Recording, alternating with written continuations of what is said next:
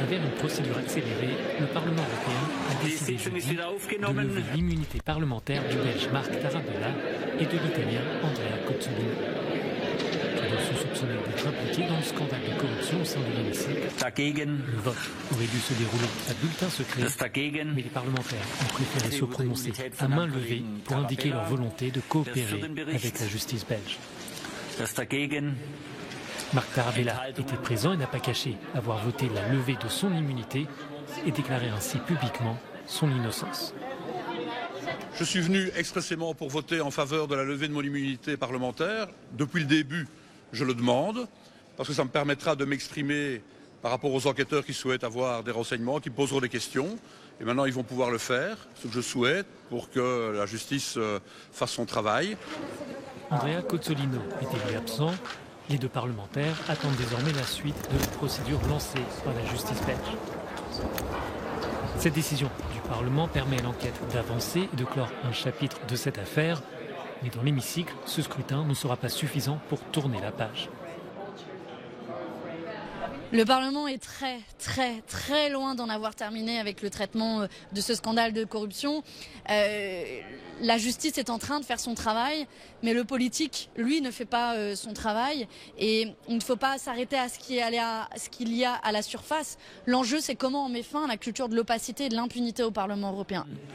Le Parlement européen veut maintenant s'engager dans une réforme de ses procédures afin de rendre les activités de lobbying plus transparentes.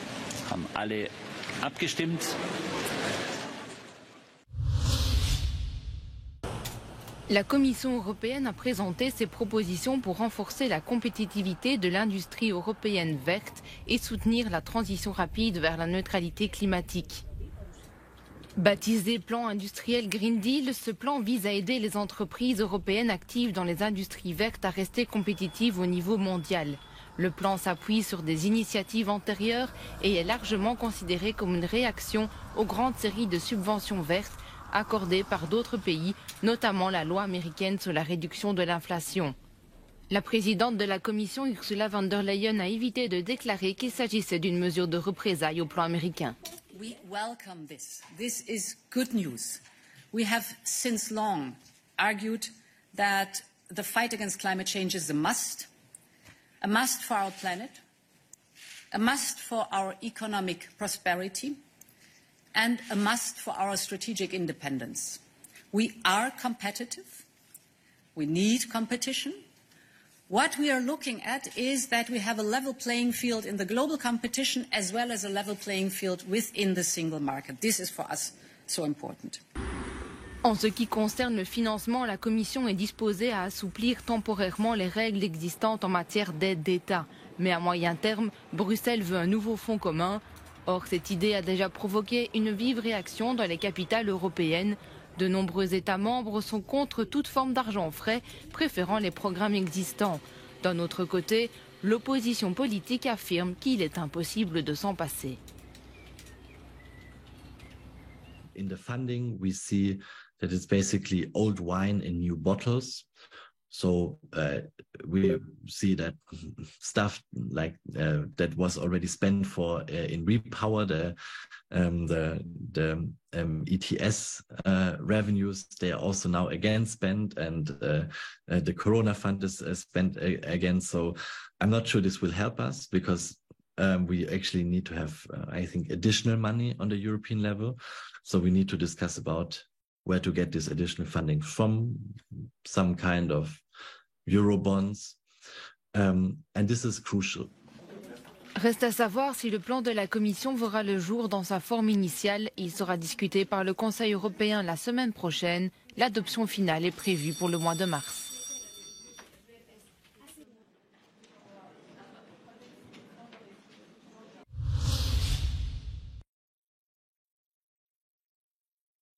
Depuis que les Russes ont fui Kherson, leurs bombes ont défiguré le visage de la ville ukrainienne. Elle était la seule capitale provinciale occupée au début de la guerre. Pendant 8 mois, ses habitants ont vécu sous le joug des envahisseurs. Dans les entrailles de la ville, tout un réseau de salles de torture a été découvert. Les autorités ukrainiennes enquêtent sur des centaines de cas. Загалом вже ми маємо близько 300 підтверджених випадків утримання і катувань саме в цьому приміщенні, і ця робота триває, тобто цифра зростає фактично щодня. Dans les cellules de torture, de nombreuses preuves attestent des pratiques de l'armée russe. Може достатньо свідчень тих, кого там утримували. Ми можемо вже казати, що так, був струм, були протигази, перекривалося повітря, позбавляли їжі, позбавляли сну цілі камери, дуже сильно били. Effets personnels, restes de nourriture ou divers documents, le sol de ces caves est le témoin muet des scènes d'horreur. L'hymne russe griffonné sur le mur vient appuyer une plainte récurrente. Les détenus ont été contraints de l'apprendre par cœur.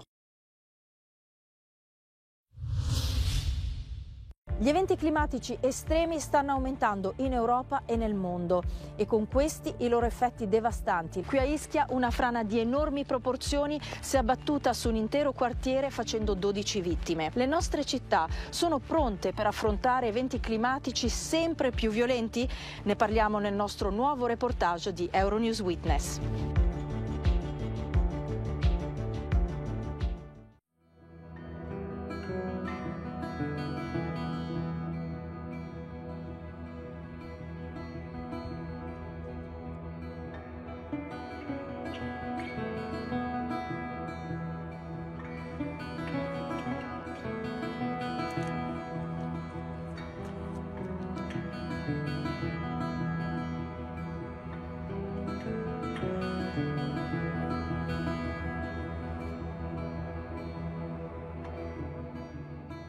Io qua mi sento sicuro. Se voi spostate una popolazione che è qua come noi, che siamo da 150-200 anni qua, ci spostate, voi ci avete ucciso lo stesso.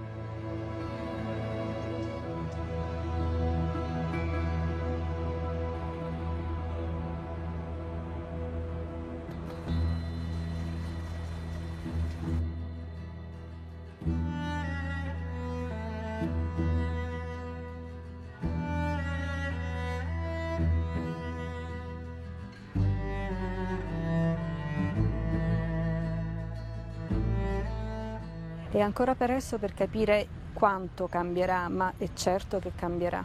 Qui occorre fare dei lavori di consolidamento dei versanti, dei bacini. Noi ci auguriamo che questi interventi siano rapidissimi.